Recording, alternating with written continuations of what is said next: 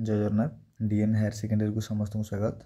ये वीडियो रे आलोचना करा त्रिपद जुक्ति विषय सविशेष आलोचना करा वीडियो को आरंभ करने पूर्व चैनल को सब्सक्राइब करूँ एवं वीडियो को लाइक करूँ। प्रथम आम त्रिपद जुक्ति क्या कौन जाना। त्रिपद जुक्ति प्रथम त्रि माने तीन, तेणु तीनोटी पद विशिष्ट जुक्ति, तेणु तीनोटी पद विशिष्ट जुक्ति को त्रिपद जुक्ति कह।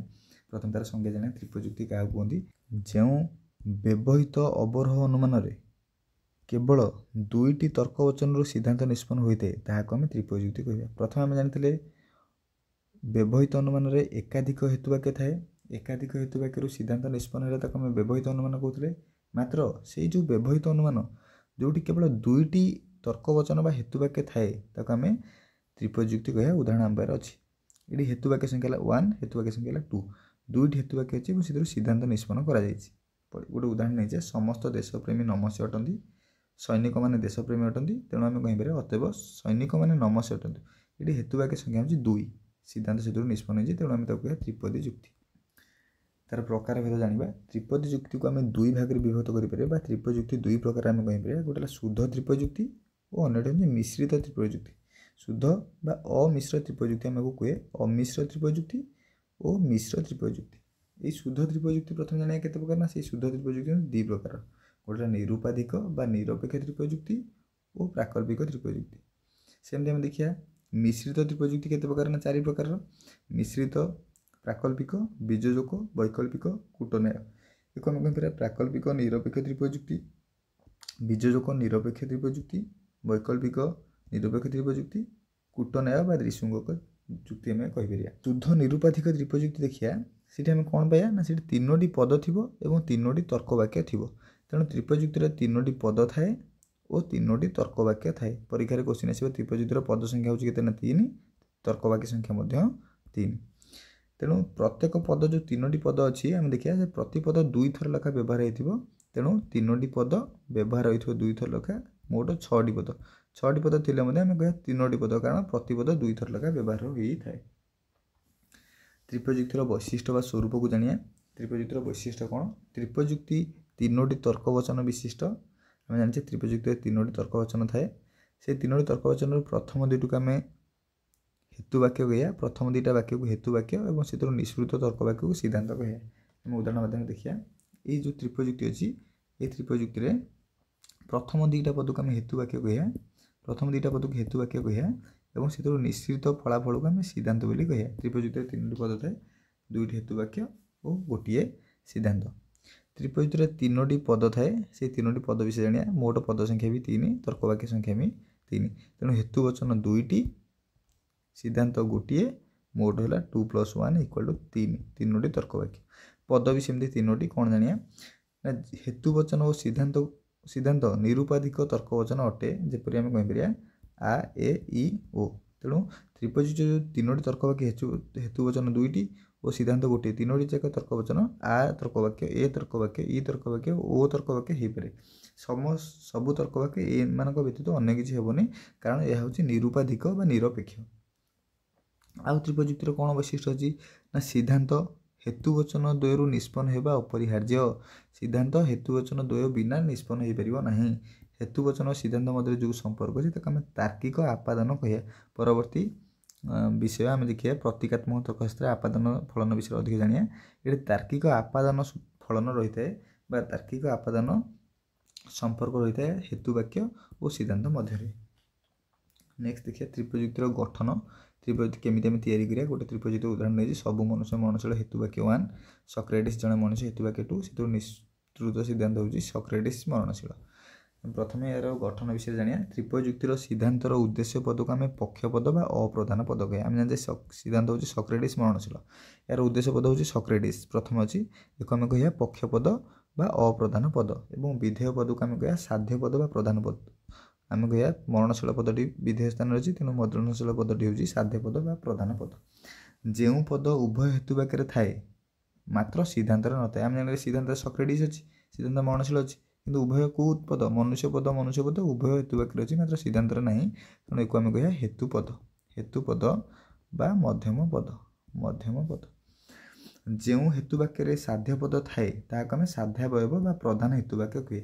ଆମେ ଜାଣିଲେ ସିଦ୍ଧାନ୍ତର ବିଧେୟ ପଦକୁ ଆମେ ସାଧ୍ୟ ପଦ କହିବା। ସାଧ୍ୟ ପଦ ଏଠାରେ ମରଣଶୀଳ ପ୍ରଥମ ହେତୁବାକ୍ୟରେ ଅଛି, ତେଣୁ ଏଇ ପ୍ରଥମ ହେତୁବାକ୍ୟକୁ ଆମେ କହିବା ସାଧ୍ୟାବୟବ।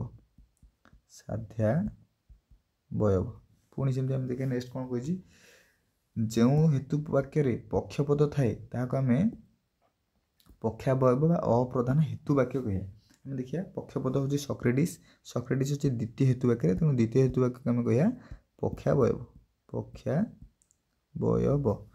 ନେକ୍ସଟ ଜାଣିବା କ'ଣ ବୈଶିଷ୍ଟ୍ୟ ତାର ଗଠନ ନୀତି ଅଛି।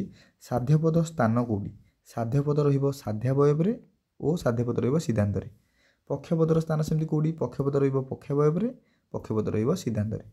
ହେତୁପଦ କେଉଁଠାରେ ରୁହେ? ହେତୁପଦ ଉଭୟ ସାଧ୍ୟାବୟରେ ଥାଏ ଏବଂ ପକ୍ଷାବୟରେ ଥାଏ, ମାତ୍ର ସିଦ୍ଧାନ୍ତରେ ନଥାଏ। ସେମିତି ବୟାବୟ ବାକ୍ୟ ଗୁଡ଼ିକ ତର୍କ ବାକ୍ୟ ଗୁଡ଼ିକ କେମିତି ଗଠିତ? ଆମେ ଜାଣିଛେ ସାଧ୍ୟାବୟରେ ଉଭୟ ସାଧ୍ୟପଦ ଥାଏ ଓ ହେତୁପଦ ଥାଏ, ପକ୍ଷାବୟରେ ପକ୍ଷପଦ ଥାଏ ଓ ହେତୁପଦ ଥାଏ, ସିଦ୍ଧାନ୍ତରେ ସାଧ୍ୟପଦ ଥାଏ ଓ ପକ୍ଷପଦ ଥାଏ।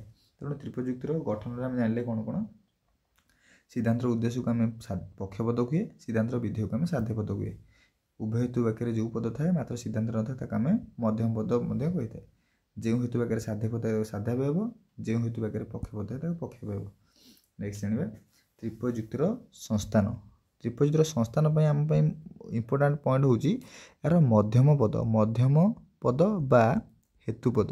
ମଧ୍ୟମ ପଦ ବା ହେତୁପଦର ଅବସ୍ଥିତି ଦୃଷ୍ଟିରୁ ତ୍ରିପଯୁକ୍ତିର ଯେଉଁ ଆକୃତି ଧାରଣ କରେ ତାକୁ ଆମେ ନ୍ୟାୟ ସଂସ୍ଥାନ କୁହେ। ହେତୁପଦର ଅବସ୍ଥାନ ଦୃଷ୍ଟିରୁ ତ୍ରିପଯୁକ୍ତି ଯେଉଁ ଆକୃତି ଧାରଣ କରିଥାଏ ତାକୁ ଆମେ ନ୍ୟାୟ ସଂସ୍ଥାନ କହିଥାଉ। ଜାଣିବା କ'ଣ ନା ନ୍ୟାୟ ସଂସ୍ଥାନ ହେଉଛି 4 ପ୍ରକାରର। ପ୍ରଥମ ସଂସ୍ଥାନ, ଦ୍ୱିତୀୟ ସଂସ୍ଥାନ, ତୃତୀୟ ସଂସ୍ଥାନ, ଚତୁର୍ଥ ସଂସ୍ଥାନ। ସପୋଜ ଆମ ପାଖରେ ସାଧ୍ୟାବୟବ ଅଛି, ପକ୍ଷାବୟବ ଅଛି, ସିଦ୍ଧାନ୍ତ ଅଛି। ଯଦି ହେତୁପଦ ପ୍ରଥମେ ଉଦ୍ଦେଶ୍ୟ ସ୍ଥାନରେ ଅଛି, ଦ୍ୱିତୀୟ ସ୍ଥାନରେ ବିଧେୟ ସ୍ଥାନରେ ରହିଲା ଦ୍ୱିତୀୟ ହେତୁବାକ୍ୟ, ତାହେଲେ ଏମିତି ଗୋଟେ ନୂଆ ଚିହ୍ନ ଆସିଲା, ତେଣୁ ଆମେ ତାକୁ ପ୍ରଥମ ସଂସ୍ଥାନ କହିବା। ସେମିତି ମନେକର ଆମ ପାଖରେ ସାଧ୍ୟାବୟବ ଅଛି, ପକ୍ଷାବୟବ ଅଛି, ଉଭୟର ବିଧେୟ ସ୍ଥାନରେ ଯଦି ହେତୁପଦ ରହିଲା ତାକୁ ଗୋଟେ ନୂଆ ଆକୃତି ଆସିଲା।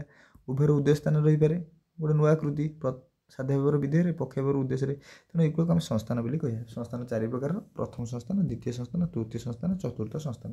ପ୍ରତ୍ୟେକ ସଂସ୍ଥାନକୁ ଆମେ ଡିଟେଲରେ ଜାଣିବା। ପ୍ରଥମ ସଂସ୍ଥାନ, ଯେଉଁ ସଂସ୍ଥାନରେ ହେତୁପଦ ସାଧ୍ୟାବୟବର ଉଦ୍ଦେଶ୍ୟ, ସାଧ୍ୟାବୟବର ପ୍ରଥମ ଧାଡ଼ି ହେଉଛି ସାଧ୍ୟାବୟବର ଉଦ୍ଦେଶ୍ୟ ଓ ପକ୍ଷାବୟବର ବିଧେୟ ସ୍ଥାନ ରହିବ ତାକୁ ଆମେ ପ୍ରଥମ ସଂସ୍ଥାନ କହିବା। ପ୍ରଥମ ସଂସ୍ଥାନ ଚିହ୍ନ ହେଉଛି ଉଲ୍ଟା ଜେଡ୍। ସାଧ୍ୟାବୟବର ଉଦ୍ଦେଶ୍ୟରେ ହେତୁପଦ ରହିବ, ପକ୍ଷାବୟବର ବିଧେୟ ସ୍ଥାନରେ ରହିବ। ଉଦାହରଣ ଦେଖିବା, ସମସ୍ତ ମନୁଷ୍ୟ ମରଣଶୀଳ, ସମସ୍ତ ରାଜା ମନୁଷ୍ୟ, ସମସ୍ତ ରାଜା ମରଣଶୀଳ। ଏଠି ଆମେ ହେତୁପଦ ଖୋଜିବା। ହେତୁପଦ ହେଉଛି ଉଭୟ ହେତୁବାକ୍ୟରେ ଥାଏ, ମନୁଷ୍ୟ। ତେଣୁ ପ୍ରଥମ ସାଧ୍ୟାବୟବର ଉଦ୍ଦେଶ୍ୟରେ ଅଛି ମନୁଷ୍ୟ, ପକ୍ଷାବୟବର ବିଧେୟ ସ୍ଥାନରେ ଅଛି, ତେଣୁ ଆମେ ପ୍ରଥମ ସଂସ୍ଥାନ କହିବା। ଏବେ ଦେଖିବା ଦ୍ୱିତୀୟ ସଂସ୍ଥାନ କାହାକୁ କହିବା ନା ହେତୁପଦ ଉଭୟ ହେତୁବାକ୍ୟ, ଉଭୟ ସାଧ୍ୟାବୟବ ଓ ପକ୍ଷାବୟବର ବିଧେୟ ସ୍ଥାନରେ ଥବ। ସାଧ୍ୟାବୟବର ବିଧେୟ, ପକ୍ଷାବୟବର ବିଧେୟ ସ୍ଥାନରେ ଥବ। ଉଭୟର ବିଧେୟ ହେଲେ ତାକୁ ଆମେ ଦ୍ୱିତୀୟ ସଂସ୍ଥାନ କହିବା।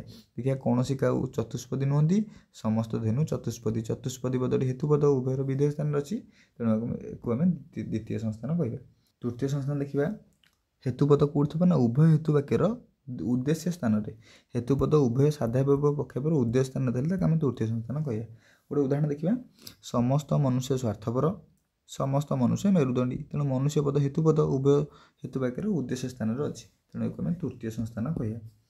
ଏବେ ଦେଖିବା ଚତୁର୍ଥ ସଂସ୍ଥାନ ଦେଖିବା କ'ଣ ନା ସାଧ୍ୟାବୟବର ବିଧେୟରେ, ପକ୍ଷାବୟବର ଉଦ୍ଦେଶ୍ୟରେ।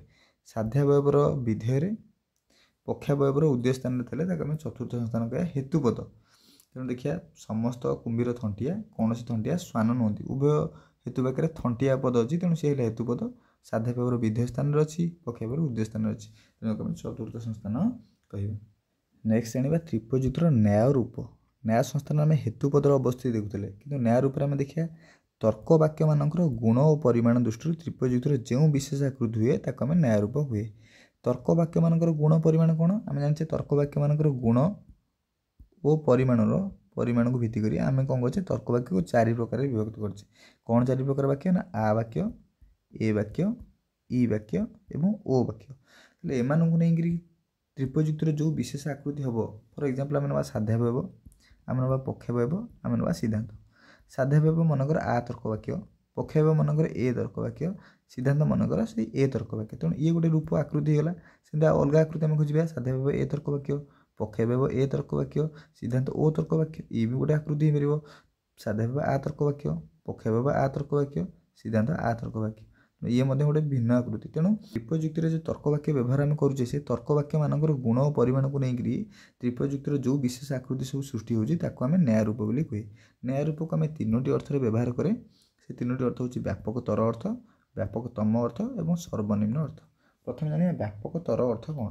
ନା ବ୍ୟାପକତର ଅର୍ଥ ହେଉଛି କ'ଣ ନା ଯେତେବେଳେ ଆମେ ତ୍ରିପଦୀ ଯୁକ୍ତିର ଯେଉଁ ନ୍ୟାୟ ରୂପ ତିଆରି କରିବା କେବଳ ହେତୁ ବାକ୍ୟମାନଙ୍କୁ ନେବା। ହେତୁ ବାକ୍ୟ ଆମ ପାଖରେ କିଏ ଅଛି ନା ସାଧ୍ୟାବୟବ ଅଛି ଆଉ ପକ୍ଷବ୍ୟୟ ଅଛି।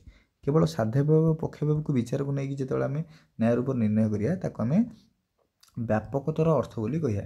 ତେଣୁ ବ୍ୟାପକତର ଅର୍ଥରେ ଆମେ ଦେଖିବା ପ୍ରତ୍ୟେକ ସଂସ୍ଥାନ ମାନେ ଆମ ପାଖରେ 4ଟା ସଂସ୍ଥାନ ଅଛି। ପ୍ରଥମ ସଂସ୍ଥାନ, ଦ୍ୱିତୀୟ ସଂସ୍ଥାନ, ତୃତୀୟ ସଂସ୍ଥାନ ଏବଂ ଚତୁର୍ଥ ସଂସ୍ଥାନ। ପ୍ରତ୍ୟେକ ସଂସ୍ଥାନରେ 16ଟି ଲେଖାଏଁ ନ୍ୟାୟ ରୂପ ହେବ। ସେଇ 16ଟା ହେଲା କିଏ ନା ଆ ଏ ଆ ଇ ଆ ଓ, ଏ ଆ ଏ ଇ ଏ ଓ, ଇ ଆ ଇ ଏ ଇ ଓ, ଓ ଆ ଓ ଏ ଓ ଇ ଓ ଓ। ପ୍ରତ୍ୟେକ ନ୍ୟାୟ ରୂପରେ ଆମେ ଦେଖିବା ପ୍ରଥମ ଅଛି ସାଧ୍ୟାବୟବ, ଦ୍ୱିତୀୟରେ ଅଛି ପକ୍ଷବ୍ୟୟ। ସିଦ୍ଧାନ୍ତ ଏଠାରେ ନାହିଁ କାରଣ ଆମେ କେବଳ ହେତୁ ବାକ୍ୟକୁ ବିଚାରକୁ ନେଇଛେ। ପ୍ରତି ସଂସ୍ଥାନରେ ଏଇ 16ଟି ଲେଖା ନ୍ୟାୟ ରୂପ ଆମକୁ ମିଳିବ। ତେଣୁ ଯଦି ପ୍ରତି ସଂସ୍ଥାନରେ 16ଟି ଲେଖା ନ୍ୟାୟ ରୂପ ମିଳିବ ଆମ ପାଖରେ 4ଟି ସଂସ୍ଥାନ ଅଛି। ତେଣୁ 4ଟି ସଂସ୍ଥାନ ଆମକୁ ମୋଟ 64ଟି ନ୍ୟାୟ ରୂପ ମିଳିବ। ତେଣୁ ବ୍ୟାପକତର ଅର୍ଥରେ ମୋଟ 64ଟି ନ୍ୟାୟ ରୂପ ମିଳେ।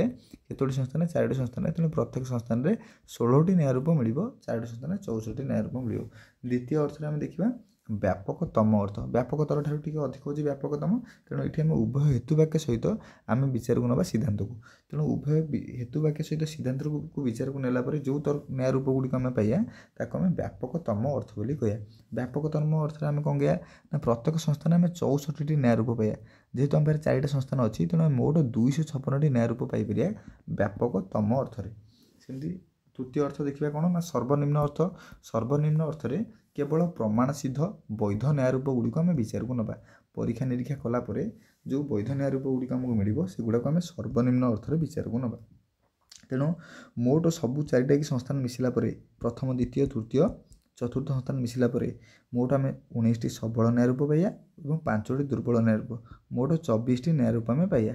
ସେଥିରୁ 19ଟି ହେଉଛି ସବଳ ଓ 5ଟି ହେଉଛି ଦୁର୍ବଳ ନ୍ୟାୟ ରୂପ ପାଇବା। ଆମ ପାଖରେ ମୋଟ 24 ନ୍ୟାୟ ରୂପରୁ 19 ସବଳ ନ୍ୟାୟ ରୂପ, 5ଟି ଦୁର୍ବଳ ନ୍ୟାୟ ରୂପ ପାଇବା ଆମେ ସର୍ବନିମ୍ନ ଅର୍ଥରେ। ଏଇ 24 ନ୍ୟାୟ ରୂପରେ ଆମର ତର୍କଶାସ୍ତ୍ର ପରିଚାଳିତ ହେବ।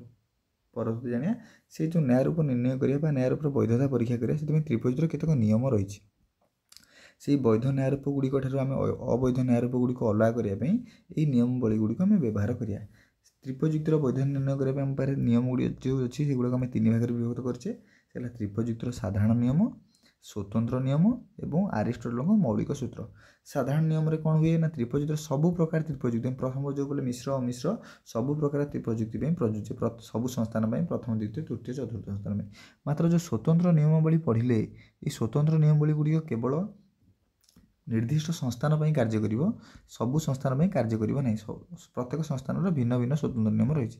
ସେମିତି ଆରିଷ୍ଟଟଲଙ୍କ ମୌଳିକ ସୂତ୍ର, ଆରିଷ୍ଟଟଲଙ୍କ ପ୍ରଦତ୍ତ ସର୍ବାସ୍ତି ନାସ୍ତି ସୂତ୍ରକୁ ମଧ୍ୟ ଆମେ ତ୍ରିପଦୀ ଯୁକ୍ତିର ବୈଧତା ନିରୂପଣ କରିବାରେ ବ୍ୟବହାର